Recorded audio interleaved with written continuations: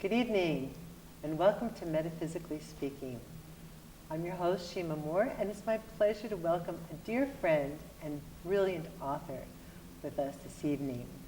Anodea Judith is the author and co-author of 8 previous bestsellers that deal with healing, psychology, spirituality, yoga, and social change. Most notably, her systems have been dealing with energy centers known as chakras, and 2 of her books on that are Wheels of Life and Eastern Body, Western Mind.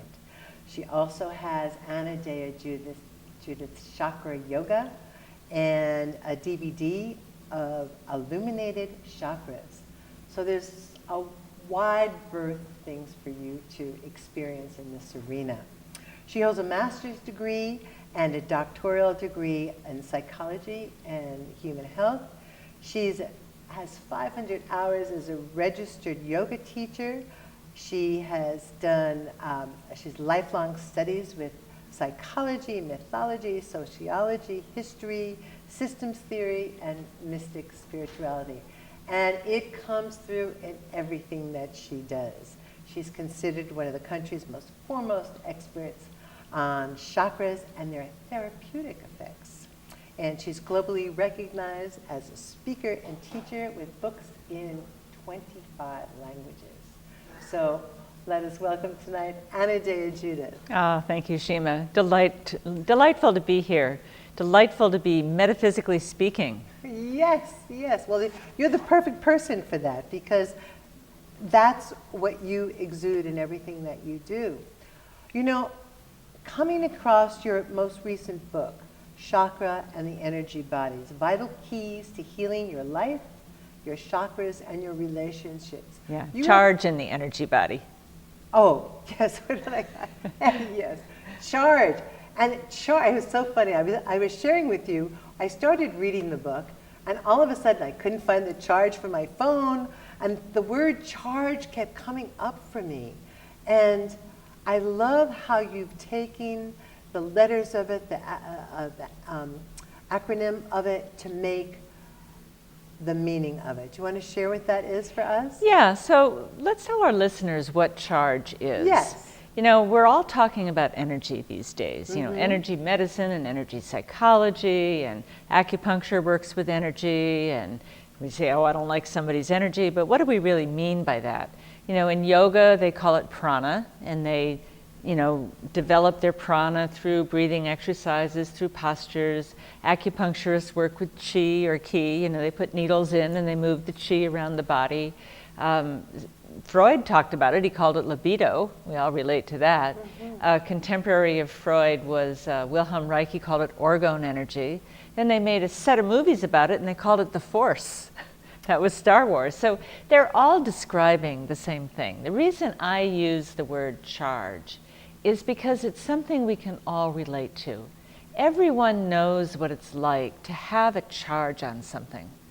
You have a charge on some issue with politics, or your family has a charge on religion, and you know you don't bring that subject up at the dinner table, or everybody gets charged really quickly. We know what it is to be excited about something, like a little kid waiting for Christmas. They're all charged up. We know what it is to have a sexual charge. So there's all different kinds of charges that we can have, but basically it's an activation of energy in the body. And I love the word charge because I say that it stands for consciousness having a really genuine experience. And that means that when you got a charge going on, you know it. You don't say in that moment, am I alive? Am I feeling anything? You know you are. You're probably trying to manage your charge or deal with it, but you know you're having a really genuine experience. Well, it's interesting with your book because you've taken complex subject matter and you've made it so relatable. I had to go through a few times to kind of go back to what it meant. What is it? Consciousness having a really genuine experience. And as I'm reading your book, it really kept coming through that oh my gosh, So it's a whole different experience of what consciousness is. Yeah. And not just a word, it's not just intellectual. It's really, you ground it and you make the subjects that you talk about in your book, which are many, dealing with our own life, our energy centers or the chakras in our life, and then how it relates in relationships. Mm-hmm. And I think that is just like so great. One of the things that particularly interested me was how the crucial stages of a child's development. Because here we all are, right? We all went through it. And how this affects who we are. And you talk about it as character structures. Mm-hmm. So talk to us about that. What is that? Everybody has a character structure. Well, let's just start from the beginning. When a baby is born, they're full of charge. All we have to do is look at a young child or, an infant or a toddler, 2 or 3 years old, running around the house, making noise, getting into everything, can't hold still. And we know that our natural state is to be full of charge, full of aliveness.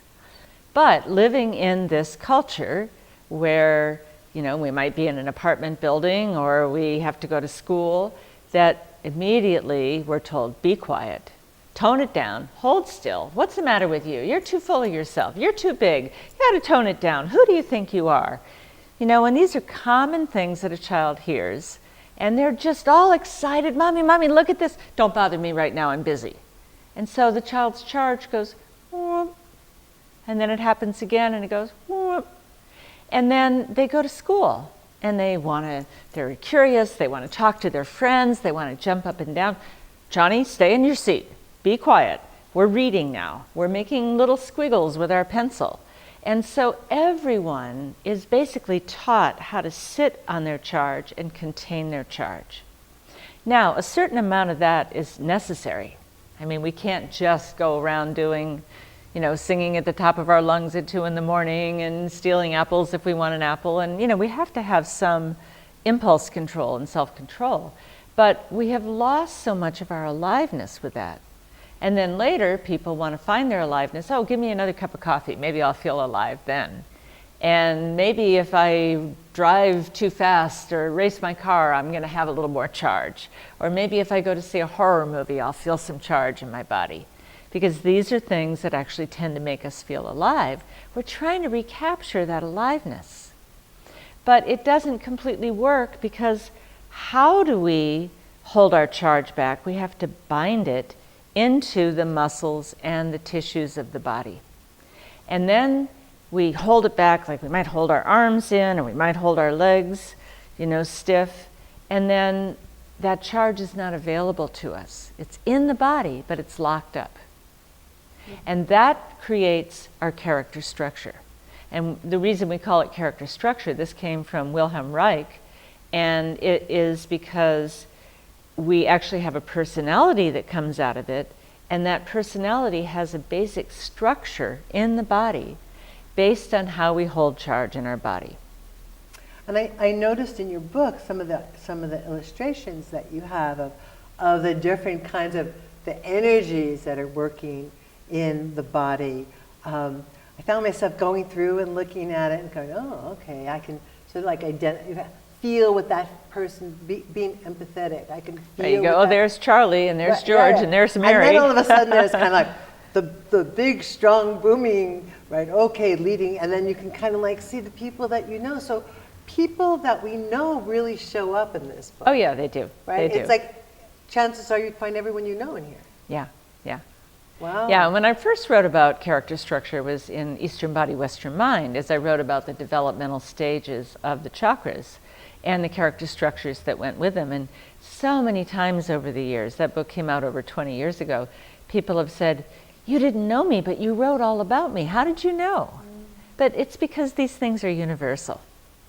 Now, I noticed in the book that you actually have diagrams of showing the body of how to like build the charge, but some people have too much charge and they want to discharge. So it's a balancing thing.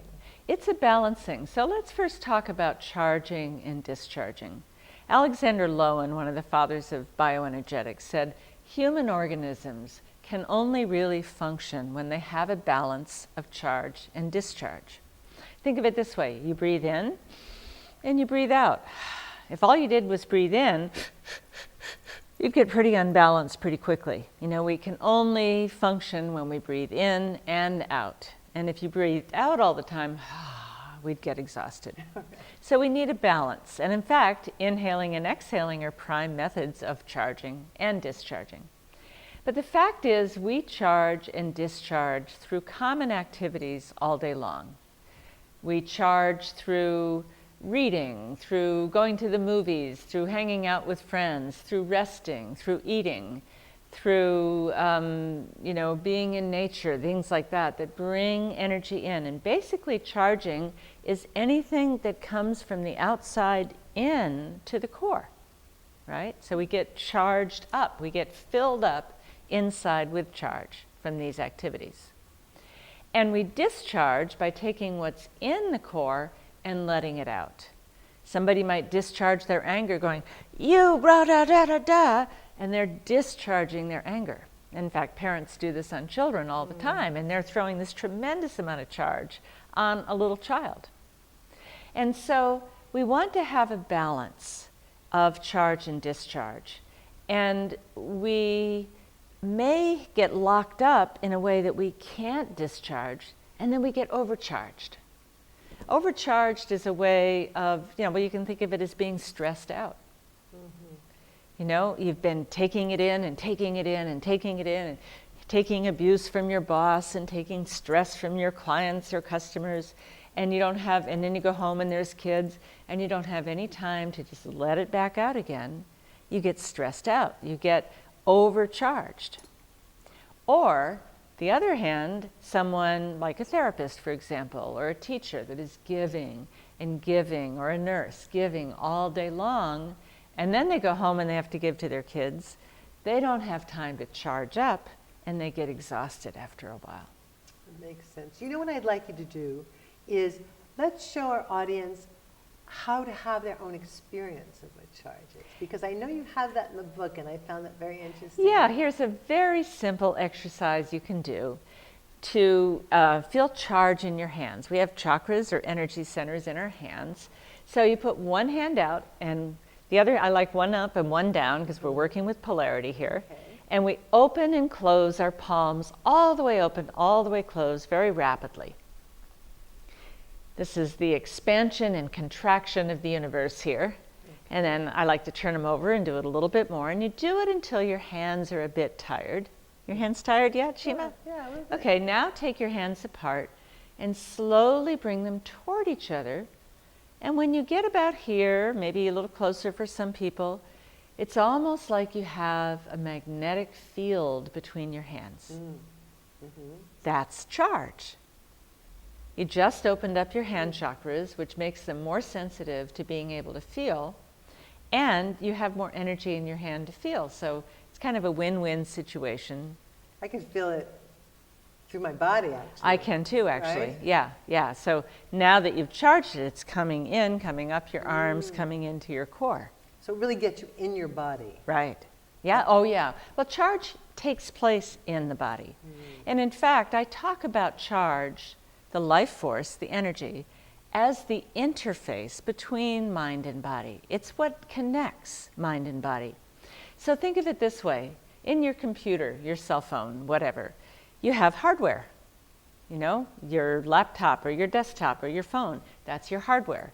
And onto your phone, say, you've got all your phone numbers and your pictures and your music and all the things we put on our phones. That's your software. If your battery's dead, you can't access any of it, right? It takes electricity going through the system. It takes a charge. And then you look at your phone and you say, oh, my phone's out of charge. I got to go recharge. And when there's no charge, the software and the hardware can't connect. So in the same way, the life force in my body is running through, and it's stimulating my consciousness. So it might come up into my heart, and I say, oh, my heart's beating rapidly. That comes to my awareness, right? Oh, what does that mean? Oh, that means I'm scared, or that means I'm happy to see you, or, that's something, but it takes place in the body. So just like a computer, the programming in the computer is telling that electricity where to go in the hardware and where not to go. It says, go over there and pick up the color red, and go over there and, make a cue, on the screen. And so it's directing the energy. Well, our programming that we get from the time we're born is telling our life force where to go in the body and where not to. It says, oh, people are looking at you. Sit up straight, pull your shoulders back, smile, be nice. Or your programming says, don't trust that person, you better shut down, you better not say anything, they might think you're stupid. So we have all this programming that acts on the life force energy and says where it can go at different times and where it can't go. So what happens when that's going on? Yeah. And that's a very natural process. And then a parent comes along and says, but now be nice. Exactly. Right? So we have to deny what might be our real, authentic response. I don't like Aunt Mary. And we have to put a phony smile on our face. And we have to override our natural energetic experience. And if you have to do that again and again and again, and constantly deny your own feelings, for example, and put on a show, that creates one of the character structures I talk about in the book, the rigid. They do what they're told and they follow the rules at the cost of themselves. Wow. So, it's fascinating because so much of the information in here, it reminds me of earlier things. And you mentioned in your book about, and I think you started writing in the late 80s, like 1987.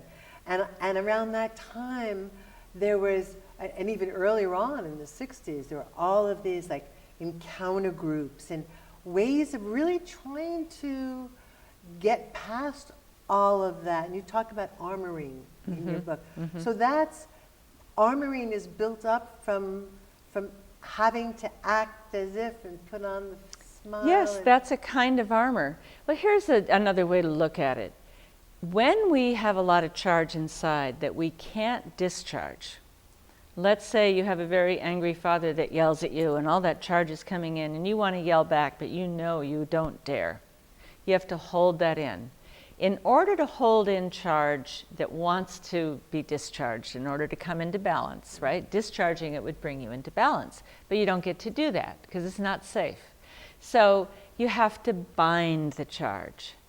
Binding the charge is like tying strings around a brown paper package that you're going to put in the mail, so nothing comes out. And so we bind the charge usually into muscles and tissue of our body. We can bind it into fat. We can bind it into tension. We can also bind it into addictions, like eating is a way of binding the charge, overeating. Smoking, smoking cigarettes is a way of binding the charge. So, oh yeah, I feel this emotion, I gotta have a cigarette. Okay, I'm binding the charge. Okay, now I'm okay. Drinking is a way actually of releasing the charge because people discharge more when they're drunk than when they don't. So people will go towards, if they don't have enough charge, they might go towards, caffeine or speed or cocaine that brings the charge up or gives them an experience of a lot of charge. People who have too much charge and they're anxious, they would like to have the things that calm them down, the downers, the things that are just calm the nervous system. But it doesn't take the care of the charge at the core level. Well, I like what you really tune, in the book you really talk about ways to tune into these things that I don't think I've ever even thought about. And I think about this stuff all the time. So it was very new information, basic, but new, presented in a different way. For instance, your analogy to the computer. It's just some of the information, you break it down into language that, it's not rocket science. It's not science. out here. Yeah. And it's not like, okay, well, what does it mean? no, you really bring it all together, and I love that about your style of writing. Oh, Really. thank you. That's what I really try to do. Make complex things really practical so that we can just relate to it. Yeah. And, I find I've been teaching this all over the world in my workshops, teaching people about charge. That's what prompted writing the book. And once people, at the beginning, on the first day of the workshop, I'll say, okay, here's this concept we're going to work with. It's called charge, consciousness having a really genuine experience. And they're like, what? And I talk about ways that we charge and discharge and all that. By the end of the week, that vocabulary word is just it's in everybody's language. And they see it. They go, oh my God, I have a charge on that. Oh, I lost my charge there. Oh, and once you see it, it's as plain as the nose on your face. You go, why didn't we acknowledge this? Mm-hmm. Why we didn't have a word for it, so we didn't notice it. Yes, I think that's really what you do. So one of the things I was curious about is, so it sounds like it's something that we naturally do. We're tired, we rest, we can do, but then we kind of go on automatic. But do we need to also do it on purpose? Do we need to be kind of like aware, and can we do it, or do we need to go to a therapist to do it? Well, let's just say someone is undercharged chronically. I don't have any energy, I can't get up, everything is too much. I run into people like that. So yeah, there's things you can do on purpose to bring your charge up. There's acupuncture points you can tap on.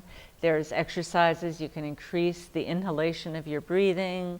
You can, punch out or pull in. There's some exercises that I have in the book to regulate and bring more charge in. And it's better than a cup of coffee. You do that and you feel, perky and awake. And there's things you can do on purpose to discharge. Let's say you're really tense and you're walking back and forth because you're about to have a meeting with your boss and you don't feel prepared, or you know that you're going to be evaluated or something, or you're about to take a test in school. Mm-hmm. You want to calm down a little. There are things you can do on purpose to discharge. Once you understand, charge is bringing energy in, discharge is letting it out. Very simple. We do this all the time, but if we have too much, we need to get rid of some. So when people are tense and anxious, I have them shake their hands. I have them stamp their feet. I have them make a sound. Ha! And these are pathways of discharge. And as they do that, they go, I'm a little more relaxed. I can see it. Their breathing gets deeper. They get a little more settled in their chair. They're a little more present. Instead of having all this go on in their mind that's keeping them from being present, they settle down and go, okay, now what was it you were saying? They're back home again. So learning to self-regulate our charge so that we can be in balance at those times when we're not in balance is a very valuable thing. Oh, absolutely. I mean, in reading your book, I tuned into some of the things that I've kind of like noticed about myself from time to time. I'll notice, boy, I think I'm relaxed, but all of a sudden I realize, I'm really holding tension in my shoulder. I'm holding myself in a particular way. I have to remind myself, okay, let it go. Or sometimes I just find myself, I'll be sitting there and my thumbs are twiddling. It's that's right. Whoever thought I would ever be twiddling my thumbs? But right. To be aware of that and to realize that, okay, so now let me kind of like look at really what's going on here. I need to discharge this. Yeah. Somehow. I see people all the time, their legs are crossed and their foot's constantly moving. Yes. They're trying to discharge. There's 4 main pathways of discharge in the body. The legs, we discharge through the legs and feet as we stamp into the earth. Mm-hmm. We discharge through the arms. We discharge through the mouth. And the 4th one is the genitals. Now, as a therapist, I work with 3 out of 4. But I do give people suggestions and assignments of things to do at home. But these are ways that we discharge. Mm-hmm. Everyone knows that an orgasm is a big discharge and you fall asleep afterwards, right? So, you come down, your charge level comes down and you're more relaxed. And after getting something off your chest, I've been meaning to tell you this, and finally we clear it up and I get it off my chest, your charge level goes down, right? So we can take charge out through any of those pathways to bring it down a little bit. Very practical. You're Very The practical. work is very practical, because I know I was having a little altercation the other day with my housemate. You know, it's like we were both just like in this space, and we get along very well. Yeah. But every once in a while, something happens, and we were both kind of like in this place, and you know, when I was little, I used to just storm out of rooms. Yeah. I would just shut the door and storm out, and of course, that caused problems, Yeah. which I'm sure then capped me down for a bit. You know, I'd get my mouth washed out with soap Oh dear. as a child, so I learned not to speak out. Yep. So you have to armor here in the throat It's chakra. taken me a while, you know, to be able to sit down and ask questions and really to come out of my space. But what I noticed the other day in this experience, after this kind of like, and then the mind starts racing and all of this stuff, and then she came in a little bit later and kind of said, "Oh, I'm sorry, you know, I didn't really mean that at all. I was having a problem." And then we were both just kind of like, all kind of like loving and forgiving and like, "Yes, you know, of course, you know, oh, that's fine. I'm sorry too." But sometimes I guess that does the charge just have to go to a particular place? How does that work? I talk about charge in relationship. I have a whole chapter on it in the book, because it's a very important factor in any relationship. First of all, we don't even get into a relationship unless we have the charge of attraction. Somebody excites us. Oh, I'm excited to see this person. I'm excited to be with them. I feel charged up when I'm with them. That's what draws us into relationship. And ideally, we want to keep that charge going the whole life of the relationship. That's the challenge in long-term relationship. Can we keep the charge going that we had when we started? The other side of it is some relationships trigger each other.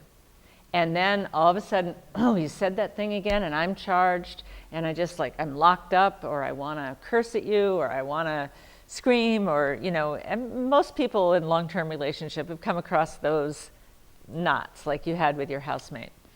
And so when that happens, most people go around and around about the story. Well, you're not listening to me, or you were late, or you said you'd do this and you didn't, or, you know, whatever the story is. They're not looking at the charge in their own body. Situations are a delivery system for your charge. And if you can say, "Oh, I got a charge going right now. Woo, when you said that, I just got this charge. You know, when you said that thing about my mother, or when you criticized me or whatever, I got a big charge. Let me sit with this a minute. Where does that charge come from? Oh yeah, it's in my heart. Oh, when have I felt that before? Oh yeah, my father used to criticize me like that, and now that's the charge that's coming up. And what am I blocking it? Oh, I'm blocking it in my throat because I'm not speaking my truth. Well, what is my truth right now?" So you can go through this whole little process, which I call tracking the charge.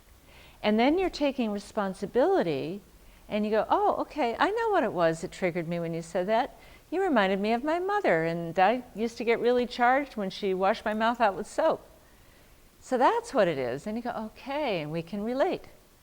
But it's a way of handling those triggers without saying, "I'm going to throw all this charge back at you. No, you're the one that's wrong." And then the charge throws back and forth, and either gets locked up or it does damage.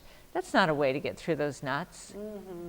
Well, that's what I love about your book. You know, I wasn't even thinking in terms of the relation. You know, I was thinking relationship more of the one-on-one romantic relationship. So I wasn't even thinking about that with in a roommate situation.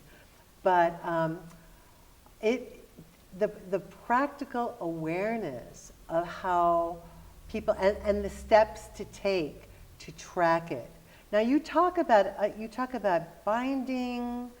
Before we get to that, though, I want to talk about comfort zones. Ah, comfort zones. 'Cause Yeah. we all have our own comfort zone, Oh, we sure do. right? We don't, and so how do we deal with that when somebody's pushing against our comfort zone? Right, right. So you hear people say this all the time. "Oh, I would never be comfortable doing that. I would never be comfortable getting up in front of people," or "I would never be comfortable confronting somebody," or dancing, and, you know, or whatever it is. And usually we just take it at that and go, okay. And what are they really saying? They're saying, if I were to stand up in front of a group of people, my charge would be so sky high, I'd be wanting to jump out of my skin. In other words, they're saying, I couldn't handle the level of charge, right? And so when somebody says, I'm not comfortable with that, like as a therapist, sometimes I'll suggest an exercise and somebody will say, I'm not comfortable with that, or I'm not feeling comfortable right now. And so I don't go over the comfort zone. I never do, actually. And I think that's a mistake. We say, oh yeah, get past your comfort zone. I expand the comfort zone. So I say, what feels uncomfortable? Most people don't ever ask themselves that.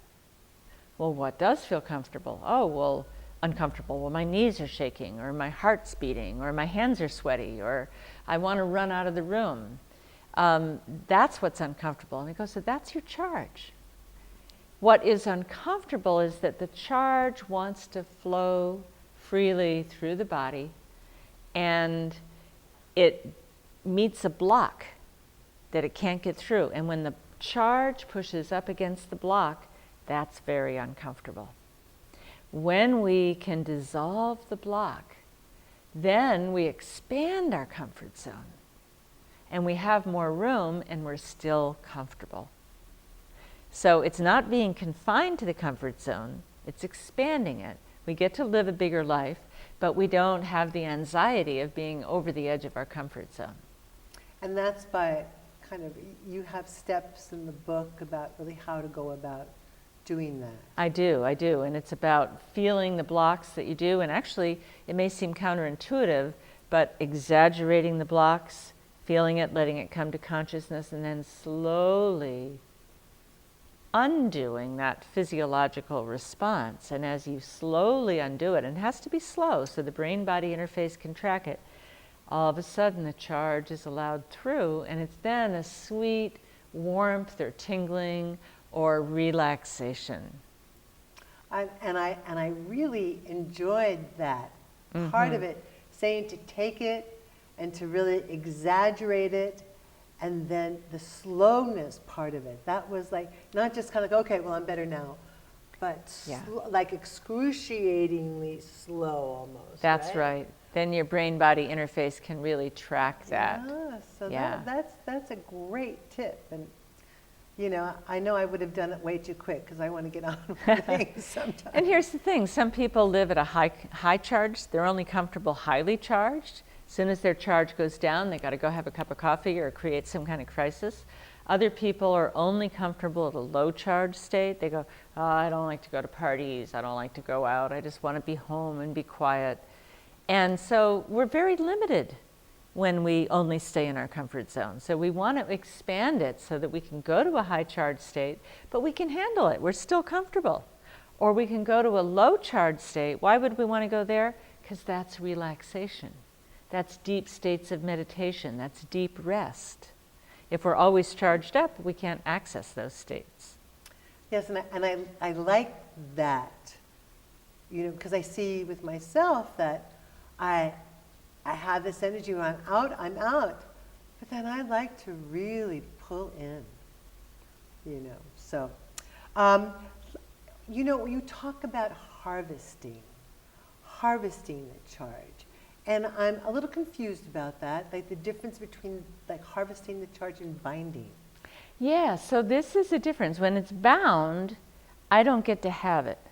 But when I can unbind the block, I get to harvest that charge into the cells and tissues of my body for greater aliveness. And that charge is golden. We don't want to bind it up, and we don't want to get rid of it. We don't want to discharge it on somebody. We want to keep it and let it come into the tissues of the body, and then we feel more alive, more awake, more aware, and that is the wonder of it all. Sounds beautiful. All right. Well, I think we're kind of moving along here, getting towards the end of our conversation. Oh my goodness. Before we end, oh gosh, there's so much more we need to talk about another time. I would love that. Because things like anxiety and depression and all your work with the chakras and really going through how it kind of relates to different parts of the body. I hope you will come back and we can do this again. Oh, I'd love to. Real soon. So what is going to be happening next for you? Well, I teach workshops all over, And we have some videos on my website for people who buy the book can find some videos of what's in the book. And I'm having a book release party April 27th in Novato, and you can find that on the website. And I'm just delighted to be bringing this work to people, to healers, to people on their own healing journey, to parents, to lovers, to everybody that needs it, because I think we all do. Yes, I agree. And I'm so excited that you have, I didn't know about the videos about the book on your website. So I'm really excited about that because it feels like it would be great to see some of this in action.